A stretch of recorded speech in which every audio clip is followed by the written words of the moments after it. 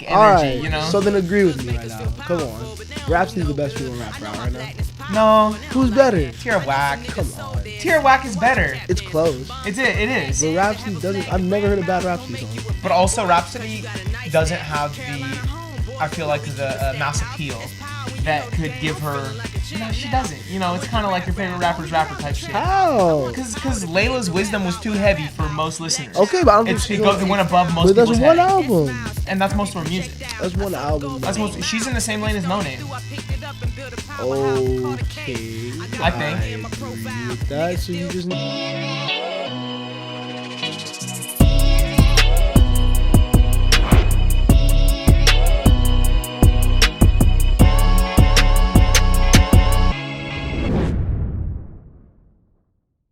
No good blood sucker. Fat motherfucker. Now, I'm in trouble.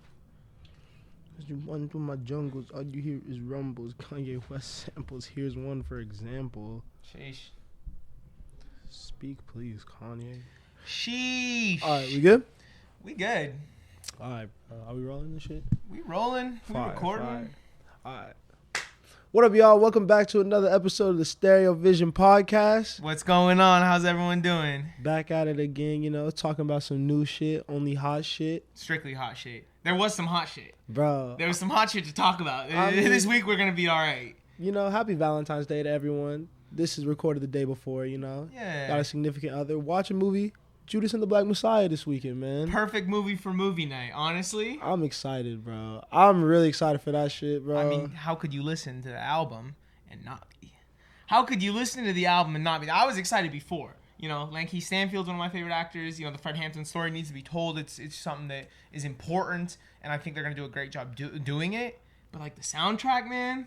Bro, I've just been fiending like a good little like movie to like take my mind off everything. You know, like I like getting excited for a movie and the whole process leading up to it. You know, you see the trailer, you're like, oh, like this might be interesting. You know, you hear a bit about it on social media. You know, then the album came at the perfect time. And it's really been so long since we've gotten that experience with movies. Yeah. You know, the anticipation, the release. You know, the payoff. I mean, because we can't go nowhere, bro. Like it's just a whole different experience. I feel like because you have to plan now to like sit in the house and enjoy your content rather than go out and make it a whole thing, get some food or something like that. And it's definitely decentivized these production studios and the places that put the movie out to really build this anticipation, you know, because of this, they just put it out, you know. They're just giving the money to streaming services now.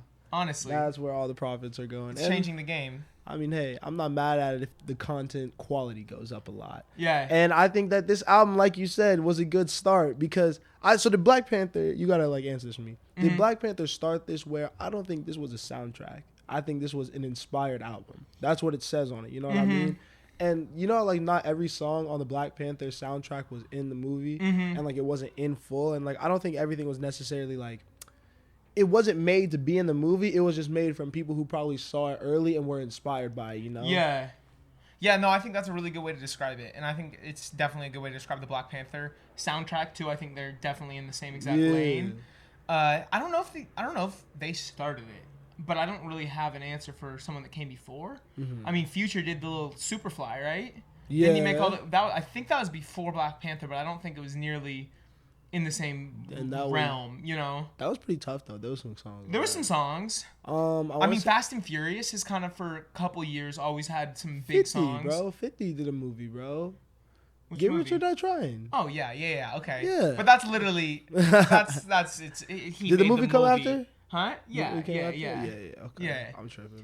I mean, Black Panther definitely did it better than anyone ever did before, though. You know, it was a huge moment, and it made it possible for something like Judas and the Black Messiah to happen. Judas, I'm sorry, because wow, that was better than the Black Panther. Wow, you know, it was way better. Like that was an album that's the best album I've heard this year. And you're including Cardi in that mix. You're including Whole Lotta Red. It was so cohesive. Yeah, I am. Okay, I'm gonna sound it for a day. I can't make that claim, but like, I think that it has potential to be. So far, you know, because it just had so many impactful artists at their like best, you know. It's a really good example of pitting two albums against each other that can't be pit against each other because it's one, you know, legends, people that do this rap shit better than anyone and have been doing it, and it's just them showcasing their skill and, you know, flexing in a cohesive way with a cohesive message, as opposed to Cardi, which is just something nobody's ever heard before. So then let me ask you, who impressed you the most on this album?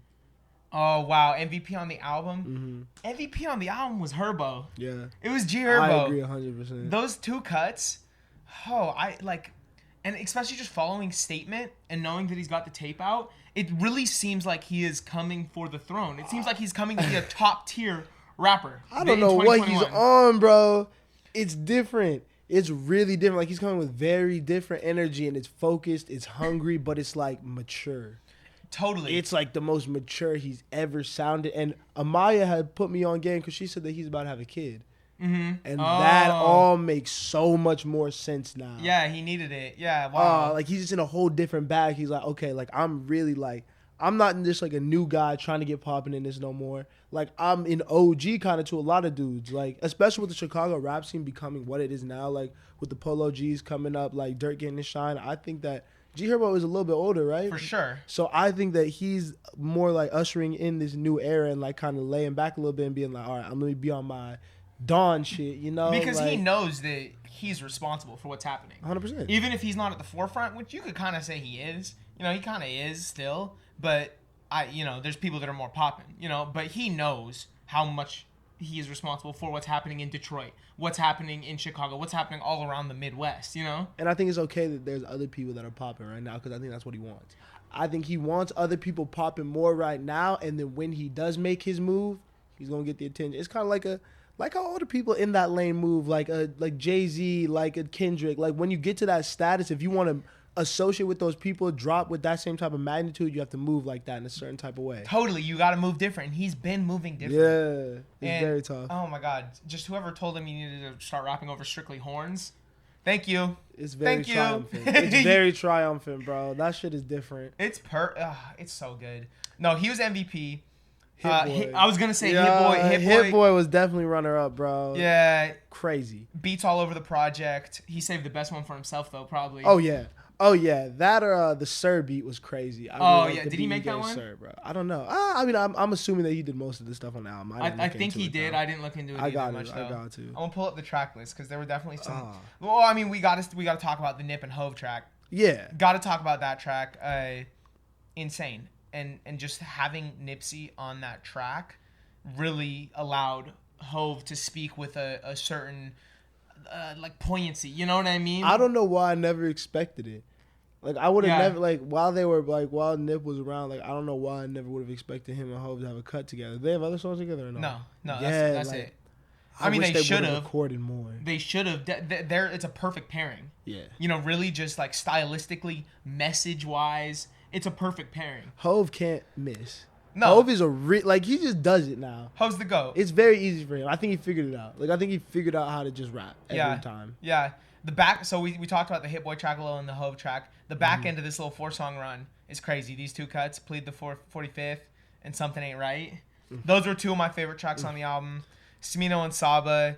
Smino ate that hook. He's just doing shit nobody else is doing. He's on a different wavelength, and I feel like it's because he's really in a pocket with people. Like if you see him on an album like this, he's going to make sure he's with Saba. Yeah. Like, he knew who he had to get with. He keeps it in his camp. Yeah. He's really just lets his sound develop and cultivate, and that's why it sounds so, like, ready every time it comes out, Yeah. So, like, thought out. And then Masego.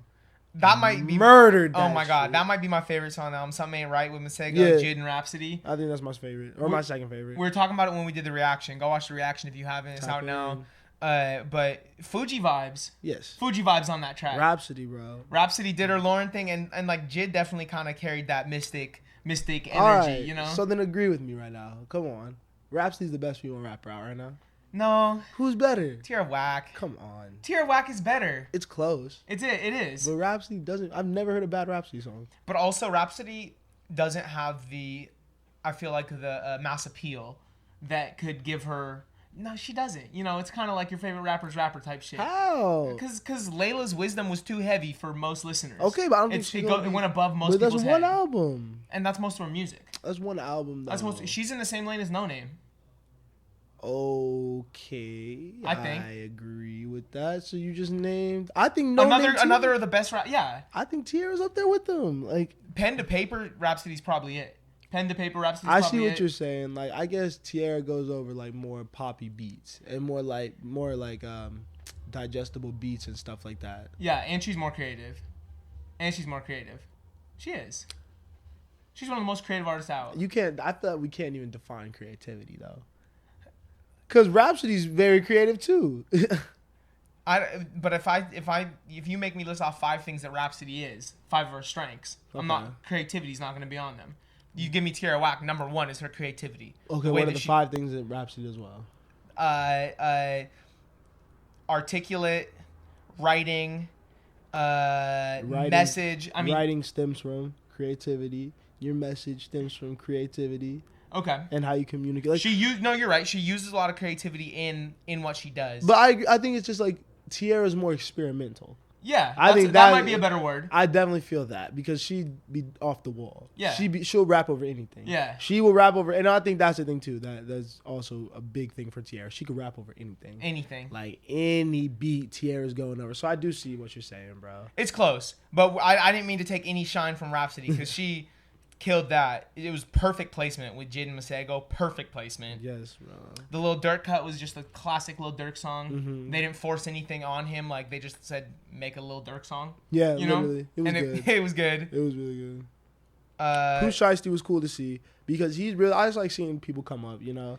And this is a nice, like, this album put a couple people on. Who was the other guy that we had never heard of? Dude that did I Declare War, Nardo Wick. Yeah, I had never heard of Nardo Wick. Me neither. And that song was pretty good, bro. That was like hype. You nailed it when you said IDK energy. Yeah. You know, a lot of like IDK, Baby Keem energy, you know. Crazy beat. That's crazy lane, yeah.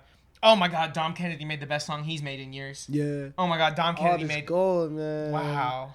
Especially with all this gold. That shit is tough, bro. Oh shit, didn't mean to start the outro. He had a lot of songs. Then it ended with Rakim, which was really good. Just because I pay homage to, you know. It was really legendary that he was on that. That beat was stupid. Yeah. Okay, how do you feel about them throwing that to him, though? The beat? Yeah. I'm glad they did it. What, do you wish they would have saved it for someone else? Almost, man. That beat was crazy. I listened to it a couple times, and I'm like, yeah, Rakim, like, you know, he's Rakim. I ain't gonna hate, you know. You had to give it to him. You had to give him whatever beat he wanted on the project, just to put his name on it. I mean, if he said, I want this, you have to give it to him. 100%, yeah. I agree. He's the grandfather. Definitely. I think this is an album that's gonna make people listen again. It's gonna make people watch the movie, and I think at the end of the day, that's the best thing. That's why it came out around the same time, you know, like. For the people who weren't necessarily like inclined to watch the movie, they're gonna see their favorite artist on this now and be like, "Oh, let me tap in," you know? Yeah, and you can't listen to this soundtrack without feeling the message. Mm-hmm. You can't just say, "Oh, I don't want to learn about the Black Panthers. I don't want to talk about Fred Hampton. I just want to hear this music." You know, no, you're not gonna be able to listen to this album. You said it, bro. You said they always did a good job of bringing it back to what like they were really talking about. Yeah, you know, the subject matter. Because at the end of the day, that's what it is. I think I just love how they call it inspired album, you know, because that's what it felt like. It just felt like the movie, but it didn't feel like I'm walking through a movie soundtrack. It didn't feel rigid. It felt natural, and it felt like, oh, I see what you're doing here. You know, I don't know. You know how it felt to me? It felt like nobody got paid to be on this project. Fact. You know what I mean? That's the energy that I got. That's a fact. Everyone was just presented with this idea, and they're like, yes, I want to make a song for this project, for this movie, for this cause, you know? Yeah. It was really good. I rocks with it, bro. Yeah, no, super tough. Watch our reaction, but more importantly, listen to the album, watch the movie. Yup. Yeah. Another big moment, man. We'll go back to last weekend, bro. I think we should really hit on the fact that I'm really good at predicting things. Oh my God, you're gonna talk about like I'm really good at saying things and then like they happen, you know? Yeah, you said it on the pod for once. Yeah, man, I love it because now they're doctors. People know, bro. Yeah. The Weeknd murdered it. Killed it, man. Killed it. I'm sorry. Wow. I'm sorry. I apologize for not getting After Hours because Spencer, when the Grammy, I think we both really liked the album, but when the Grammy shit went down, Spencer definitely really started to fuck with it more. And you told me, and I was like, yeah, I still rock with it. But, like, I was like, I'm a Trilogy fan. Like, I didn't respect it, I don't think. Yeah. This made me put some respect on that album, bro. And, like, I just love how he went from the beginning to the end of his whole career. Career. It was one of the most legendary performances. Mm-hmm. And you're right about the album. It did, like, there's no way you can watch that and not feel the magnitude of After Hours. You know what I mean? And then, I mean, for you, I wonder what the prediction was. I said that he would do a Glass Table. Yeah. Bro.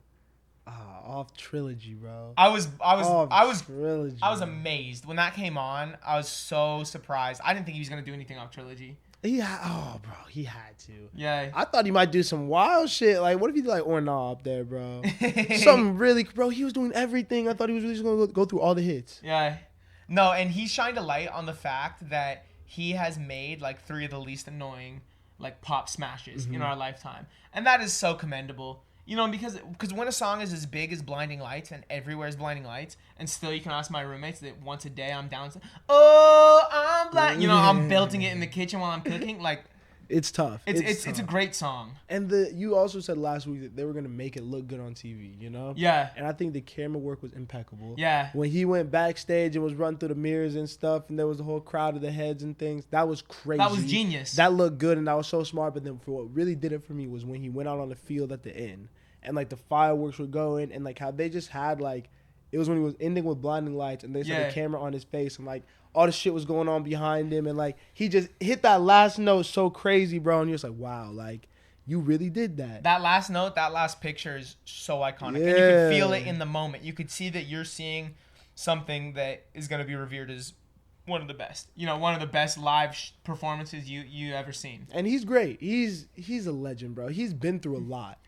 People don't realize that he left at 16. Mm-hmm. He was dropped out of high school and was alone. I didn't know. Like, he was alone. Yeah. And he just said he just knew he was going to make it. Mm-hmm. And, like, you can see all the reflective shit that he's been posting, all the come-up stuff. Like, because the kid, like, he took a risk on himself. Mm-hmm. And to go from risk and having nothing to Super Bowl, like, the biggest stage. Everyone watch. And he's not even from here. That's a Canadian person. Like, yeah. That's crazy. It's inspiring, bro, and I hope everyone can appreciate what we're seeing, because I don't know, we were talking about like pop icons before, and like I think we were right when we were talking about Bruno and The Weeknd being kind of like our Michael and Prince, you know?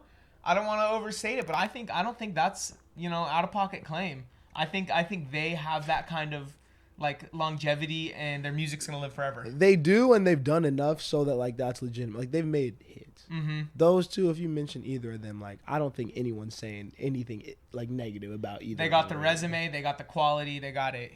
Dang. Okay, but now that we've seen it, I was really excited to do this. Give me your top 3 Super Bowl performances of all time. Of all time. Let me hear them. I mean, I really like this one, but like obviously like recency bias is really difficult.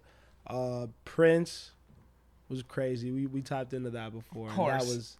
That's like captivating. Yeah. That was a moment in history. Yeah. No, nothing's gonna top that. The rain. Oh my God. Can I play my guitar? Nothing's gonna top that. Even though Abel killed it. Beyonce for me. What? She did the solo one, her solo one, not the like group one with Coldplay. Are you putting that too? Yeah. And behind then, Prince? Yeah. Okay. And then probably this one for me, honestly. But that's just because like I'm speaking from like a big thing for me with the Super Bowl is like Lady Gaga, Katy Perry did great performances, right? Yeah. I don't know those songs like that. Like not for you. I'm not sitting there singing like that. Like it's cool, but like I like these performances where I knew the words, I knew the song, yeah. I could like it was captivating. I was like, oh, he did that. Like, so it would probably be those 3 for me. It would go Prince, Beyonce, Weeknd. Okay, cool. Yeah, I got Prince at the top for sure, and then I got Weeknd too. Okay. There were just moments in that felt huge, felt Prince-esque.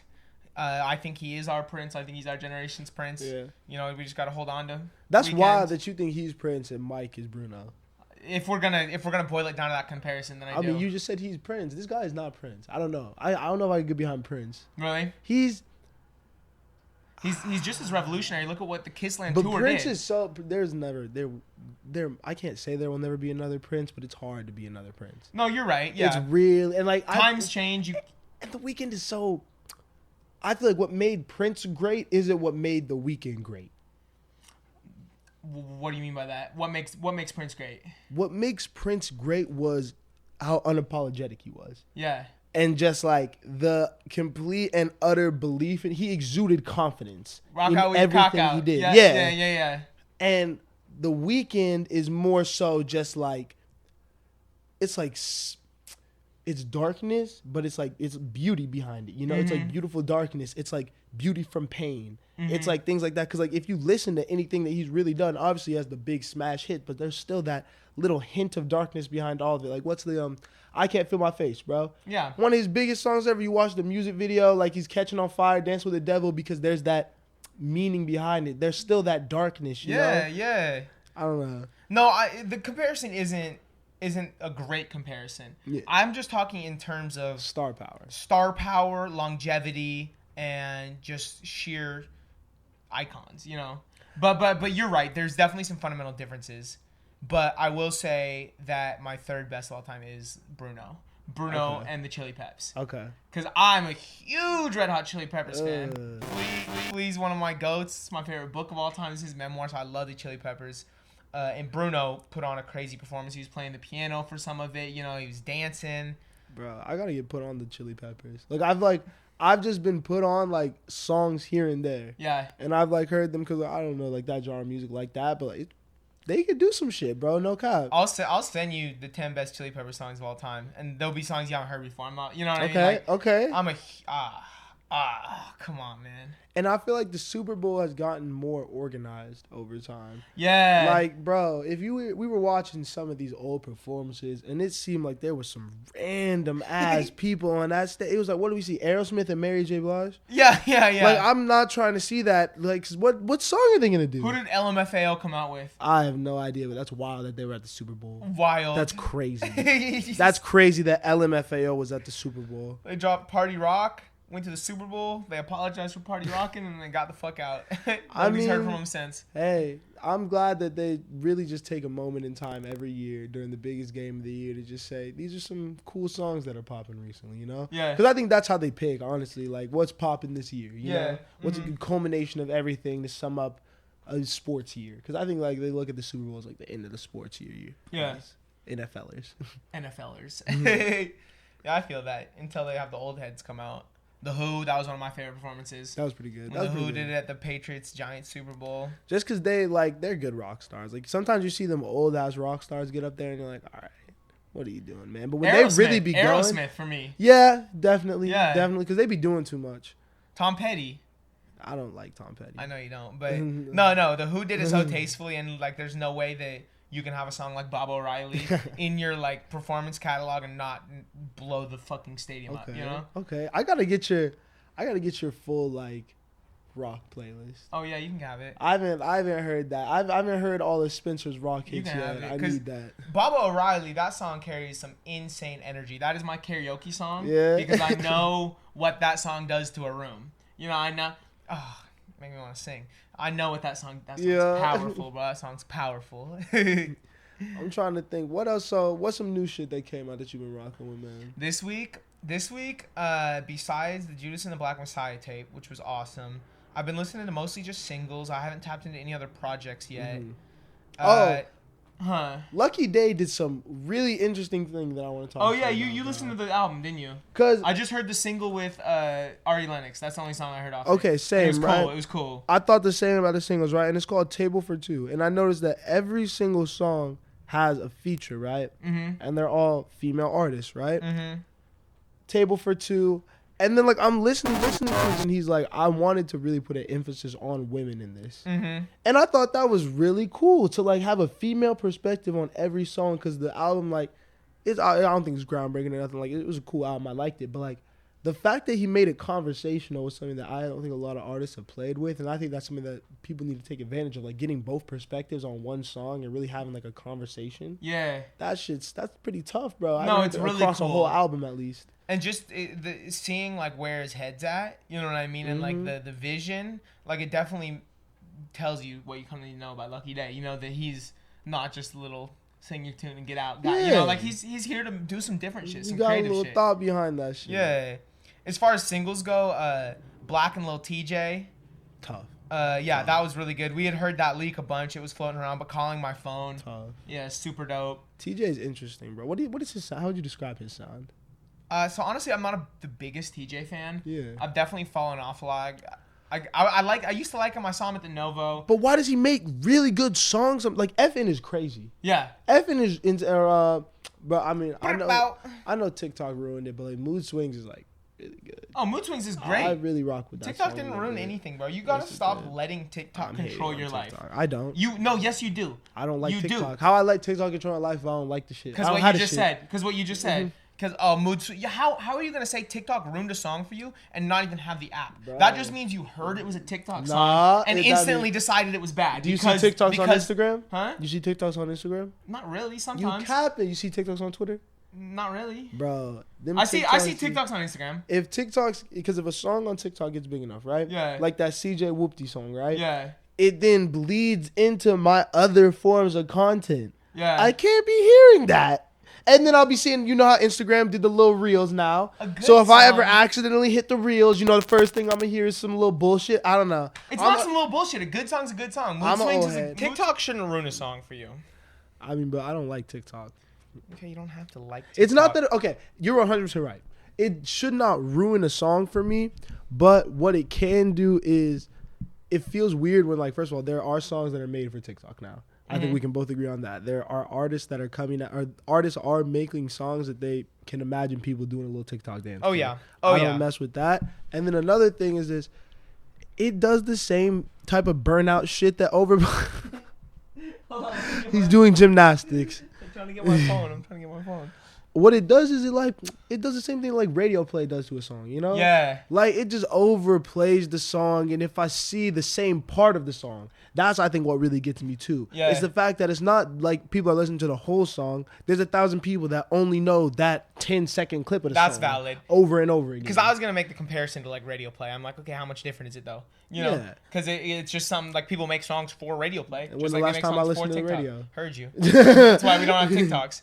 But hey, if there's a song that happens to be on the radio, you know, that you also have in your library, I'm hyped for that, and I'm happy for that because then that's gonna get the artist more exposure. So same thing as a TikTok. Yeah, I'm a hater. That's a dub. I'm a hater. That's a dub. I'm a hater, but I'm not gonna change. Okay. It's like, I don't know. What were we even talking about, bro? Why are we talking about TikTok? Bro. What song was made for TikTok? We were talking about Lil TJ, and Lil TJ and TikTok go hand in hand. Oh, yeah, because mood swing. Yes. Lil TJ is just, he's a little whiny for me. We didn't even talk about the song either, because that song is really good. Song's really good. I can't hate. Black is such a good feature. God. Cheat Code, such a good feature. What? Okay, so what is he going, is he at his best? No. On a feature? I just want to hear what else does he have for me. You know? I know. Did that make sense? No, it did, because even East Atlanta Love Letter, which was a great album, left me wanting a little more. Yeah, to be honest. And I love the like you said, he's such a good feature artist, right? And he just has these moments. He's great at creating moments. He's great at creating great songs. Even like the 6-piece Hot EP was really good. Really good. But I feel like he could step into that Brent, category. Speaking of new music. Oh, yeah, we didn't even talk about the Brent songs. Now, he's on to something. He's ready and motivated, and I don't know. The way he's disrespectful. He's crazy. You know what he's doing right now for me? Separating himself. Yes. Because you know how, I feel like last year, majority of the times we talked about Brent, we talked about Giveon, and we talked about Giveon, we talked about Brent. You know, it was like they're same level. For sure. Next, he's elevated. He's surpassed Giveon in my book as the Prince. Well, I don't know. I think last year was fair. But he's with the catalogs, bro. After he's done so much with Sonder, and he's done so much with what was that first project called, bro? Which one? The Sonder Soul, I think, or Sonder Son, something. Brent's first project. Bro. I don't know the name. Before Fuck the World. Because Fuck the World was really just like, I think that was his most like, people were really paying attention to him. Yeah. Release. Hold up, let me pull up this name. Oh, yeah, Saunderson? Yes, bro. Yeah, no, this is a great project. You're going to go Saunderson, Fuck the World, then he drops Dead Man Walking, Gravity, and then these 3 songs. Yeah, no, I agree. He's focused. He's the guy. He's next. He's got it all. And it's great because he has a vibe, he has an energy, he has an atmosphere that he gets with his music, but then he makes it sound different every time. It's like he has a canvas every time. He's painting every time, but the picture's different. Yeah. The story's different every time, bro, and I love it. He finds he keeps me interested. No, he does. He's so good, dude. He's so good. He makes such good music, and those 3 songs were really appreciate his visuals too. Watch his visuals because he puts effort into them. Also, like, I wonder if he took off the Dropbox. Because that would add a whole nother element to this. Because he didn't drop him on streaming. Yeah. All he did was put him on his story. I think he made a post about it, and then he put the Dropbox link in his Instagram bio. See if it's still up. I'm They're on checking. YouTube for sure. Oh yeah, he took the Dropbox off, so how you can't download it no more. I bet they're still on YouTube. Good thing Miles downloaded it. Good thing Miles got played by Smino, so he's never getting played again. I mean, I didn't even. I know it's on. Don't worry, that shit's on my fucking laptop. What? You said you didn't download it though. I mean, like, I had to like do some like last minute downloading, but I wasn't about to download it. I had to like wait. I was like, why is it on SoundCloud? Then I went and downloaded it. Yeah. SoundCloud. Why don't they just put things on SoundCloud? Brent, you should have released this on SoundCloud. Brent, you should have released this on Audio Mac, the better SoundCloud. It is, bro. It is. The future. It is. What is Audio Mac? Fire platform. Better than SoundCloud. Yeah, it's super fire. SoundCloud platform. It's the same thing where you have a profile and you upload music, except it's so much more artist friendly.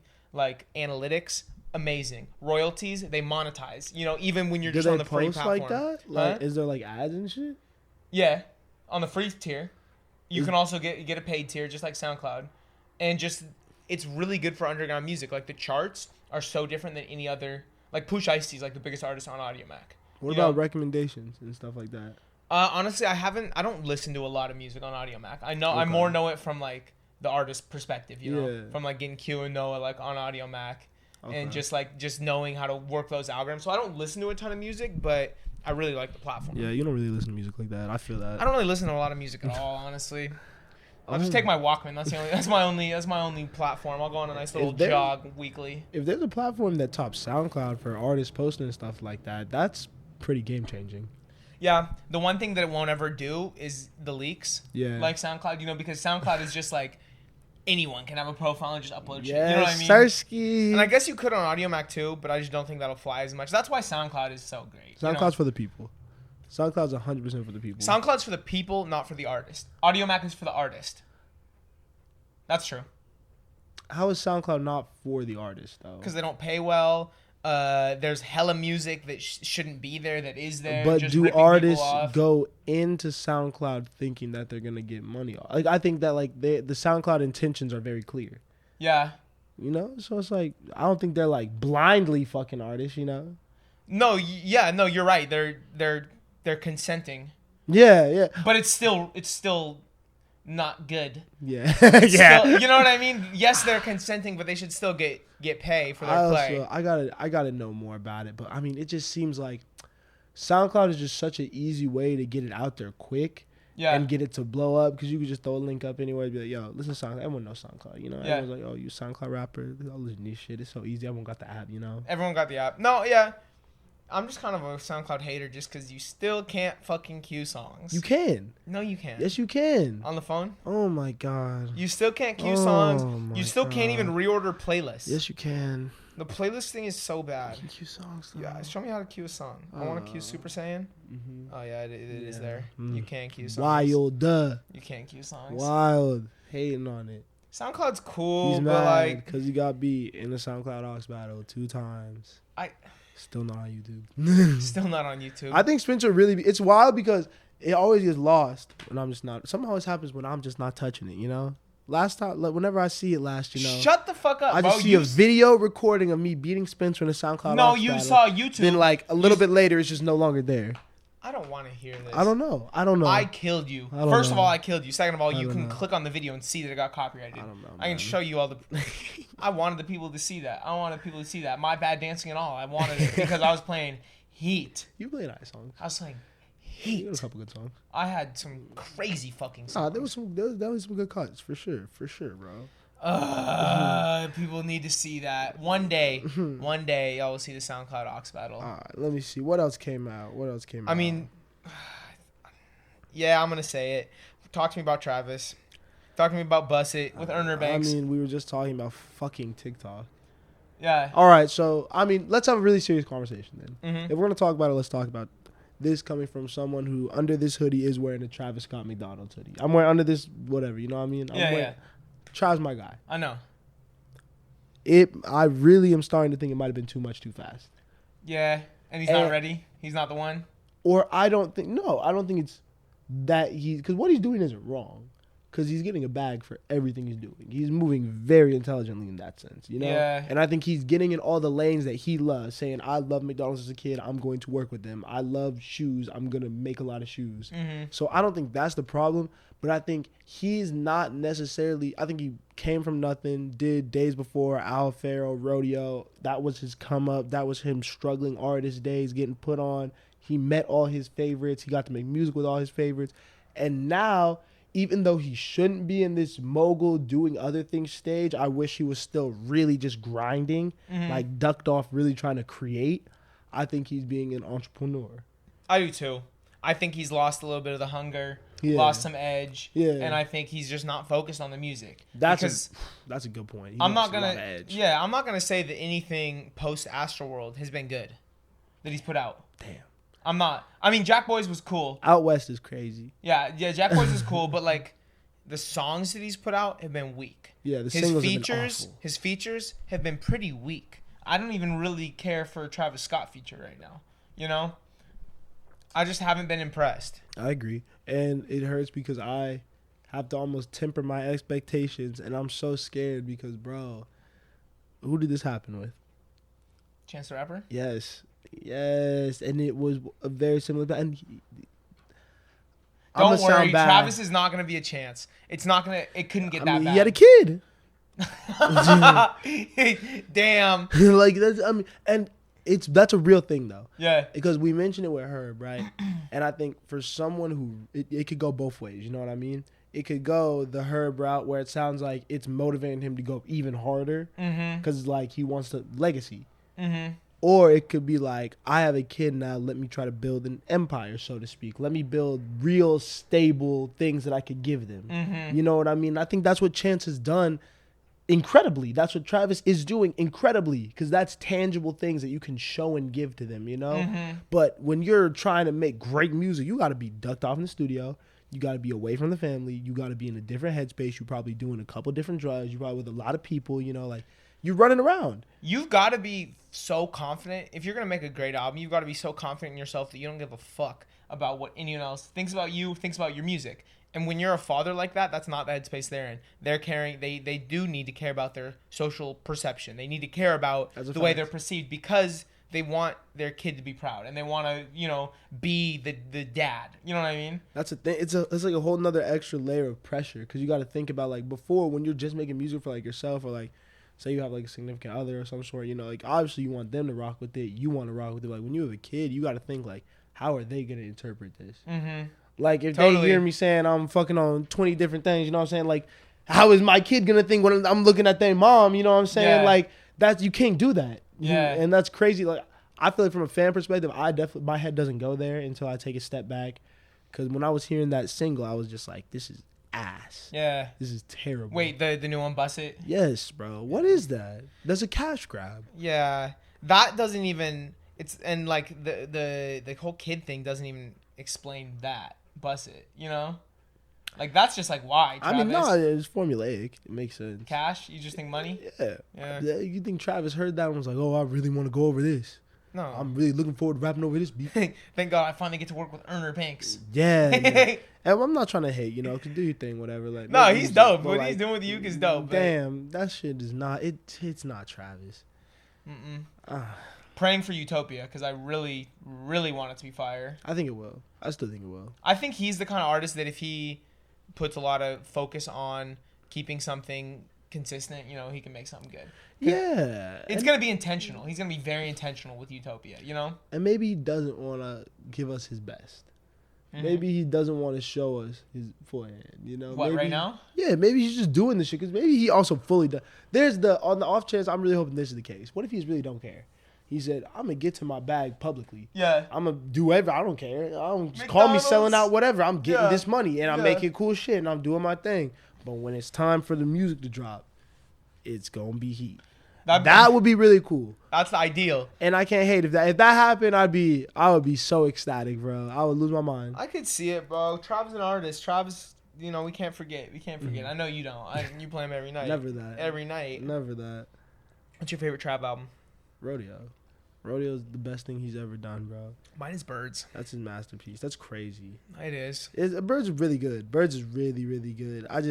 I love Rage or Trav. Like when you said he took his the edge off, like Yeah. when I think Travis Scott, I think rebel, innovator, like the guy who made Piss on Your Grave with Kanye West, bro. Like, just like jumping off like stages, like when he was really coming up, like 3,500. Yeah. Bro, if I could go to any concert, like I really think like in my top 3, I would go to like a Travis Scott Days Before Rodeo, like rodeo concert when he was Travis, when he was the Travis that he was talking about in his music. Yeah, no, that sounds so crazy. He wasn't Kardashian Travis, you know. I don't want celebrity Travis. I want Travis when he was really making something to make something. Jacquees. Yeah. Bro, yeah, because he had energy, man. Oh, the most. He was electric.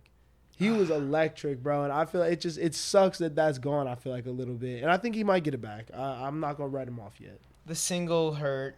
The single definitely hurt. Someone else dropped a great single. Yeah. You say it first. Yeah, okay. Kodak dropped a great song. Yeah. Kodak makes great music. He's a bad person that makes great music. There's plenty of them. You know, he dropped a really good song. And it just kind of shows what he does best. You know, utilizing his unique voice in a way that just like emphasizes his like crazy writing, like just weird. You know, like he's just so unique. Yeah. You know, just really something we've not seen before. And like when he hits, and like every ball main, hit, banger. It's so hard to talk about Kodak. It's so difficult because, bro, like you said it. He makes good music, but he done so many questionable things. Obviously, like he's out now. I don't know what like pardoning necessarily means completely. Mm-hmm. Like I don't know if that means like he just can't go back for like things that he had previously gotten charged for or like what. But Kodak making music isn't necessarily a bad thing if he can keep just doing that. Because if he keeps doing this, I think there's a place for Kodak in music. Mm-hmm. But he can't do any more wild stuff, you know? Yeah, he's got to be changed. He's got to just be smarter with the way he talks and his actions. And I hesitate to say it because I'm like, what makes Kodak what makes Kodak's music so great is like the flaws. Mm-hmm. You know, like he talks about like a lot of like being a flawed person. Like I think he knows he's not perfect. But he just like I say this all the time whenever I talk about him, literally, because it's just like I feel like he talks about I can't be around industry people who want me to stay on the straight and narrow and do all this shit because I don't like them. Mm-hmm. I can't hang around them. That shit, it saps the life out of me. I'm not gonna be creative. I'm not gonna be me. I'm not Kodak Black without my people, my team around me. You know, give and take. And it's also just hard when I feel like a lot of his come up was due to his trolling, you know, and then people realized this gift that he had, you know. But people didn't really care to give him any attention until he started saying the wild shit on Twitter, doing the wild shit, you know? Like, nobody was really listening like that until he was flagrant, you know? And so, like, what kind of lesson is that? Like, the biggest lesson you can teach, like, this is how he made his life. You know what I'm saying? Yeah. Not from the great music. Because he had already dropped, what's that tape called? Hollywood and all that shit. Yeah. Oh, my God, I'm pissed. Yeah, he had already dropped that, you know what I'm saying? But he wasn't getting any shine. You know, it took for him to drop Lil Big Pac and to say the wild shit, you know? Lil Big Pac was the turning point for Kodak. Yeah. That was. And so, like, we did this to him as consumers by not giving him any time of day until he started acting out. Was he really? How much did he have before Lil Big Pac? I thought like 2 projects? Mixtapes. But like 2 or more? Probably like 2. Yeah. I'm really pissed that I can't remember the name of this. It's in a series. Is it the OG Project Baby? Yeah, it's OG Project Baby. Yeah, he had Hearts of the Project and Project Baby. Project Baby's his best project, for sure. You're wrong. What do you think it is? Institutional? Yeah. Yeah. Institution's the best thing he's ever made. Institution's really good. Institution might have put him on. Institution really definitely put him on. But I don't think the people song were and talking the about him a lot in 2015. Institution. No, low key, yeah, because then he followed it right up with Lil Big Pac. Oh my God! Wow. Well, how does he? Okay. Hey, Project Baby's really good too, though. Oh yeah. I don't catch feeling, bitch. I catch flights. Bro, Project Baby 2 is good. Kodak, okay, yeah. I mean, if we're doing this, we're having the Kodak. Are we having the Kodak Black conversation? It sounds like it. Okay, so I mean, where does he fall in the ranking? Like, he's done some bad stuff. Mm-hmm. He's done some bad stuff. For me, one of the worst was him speaking on Lauren London. Yeah. After Nick, because it was a respect thing in the game, and you know, of course, he's broken the law. You know, Okay. But there's a lot of other artists that we listen to that have caught similar charges. You know, if Kodak did a thing where like he really just showed he wanted to turn it around because like, I guess we're not getting rid of him. You know what I mean? Mm-hmm. He's around. So if he just turned it around, you know, because I think he might have a good heart. You know. Yeah, he's got to stop with the homophobia, transphobia, Yeah, all that kind of stuff. Yeah. Got to stop with that. Like if he shows like learning from it, then I'll be cool with it, and then like I think what we can keep doing it. But I will say that as someone who like has listened, like you know, I've listened to Kodak Black before, like you know, I still do a little bit. Mm-hmm. If he doesn't change at a certain point, we got to stop because he doesn't respect it, and it's because he's never had consequences, and he's never seen his money fall off. Really, he's never seen his streams fall off. Really, but I think that if that really happened, if there was something that he did, and the Nip shit really might have been it. The Laura London shit was out of pocket, like for real. Insanely. Like if he says another thing to that degree, I think people might just have to be like, all right, we gonna put that. I'll put it away for a while. For good. Yeah. Because he went and did his time. He's out now. Second chance. I believe in second chances. Yeah, a lot of second chances. He's gone a lot. But yeah, for me, I'm ready to listen to the music and be cautious about it until he's proven himself. And then the second he doesn't, you know, be done with it. Definitely. But he makes some good songs. Yeah, he's out here, man. I mean, how many people got Lamar Jackson on the sideline saying "Free me"? That's crazy. Lamar Jackson. That's wild. Cause we won't even get into that. We won't even get into it. We got into Kodak deeper than we needed to. But I think that's everything, man. God, back-to-back weeks ending the pod talking about Kodak. I know, that's what I was literally thinking about the whole time. I'm like, hey, we gotta sneak him in there like at some point. Oh, let me hit you with something. All right, what's a little sleeper song you've been listening to? Just what's something that you've been? It could be old, new, whatever. Just what's something you've been playing recently? I don't know if it's a sleeper because it's a pretty legendary song. But I've been listening to a lot of Killa Cam lately, and so Dipset Forever. You know, off Dipset. Yeah, Dipset. Just the I've been listening to a lot of positive music, a lot of positive samples. You know, like feel good stuff, and like that is just one of the ultimate like Families Forever cuts for me. You know, and it's just the energy's crazy. Cam's a legend. He's at his best when he's surrounded by Dipset. You know. And yeah, so that's my little sleeper is Dipset Forever. Go tapping with that if you don't know that song. Yes, sir. What's yours? You got one? I was gonna say that little blast cut, Nothing to Something, bro. So good, bro. Just cause, bro, if you don't know, On My Mind by Georgia Smith. Okay, yeah, you know what? I will use this to. Okay, I listened to a blast song called Nothing to Something. He took the On My Mind by Georgia Smith beat. Listen to On My Mind by Georgia Smith, bro. One of her earlier cuts that's absolutely insane. Yeah. Just really, really good. Like, it really, like, feel good. Got a nice bounce to it, you know. It sounds like some European club music, kind of, and I really like that vibe a little bit. Because it samples that song Down. Yeah. I know, you know. That was that's that song. That's that was on the Apple commercial with the girl dancing. Oh. So that's the original. I believe so. So it goes Down, then Georgia, then Blast. That's what to my understanding, yes. Oh, okay. When did the Apple commercial come out? Like 2016? When's the Georgia song come out? Georgia might have it. Georgia was around 2015. I could be tripping though. I probably am.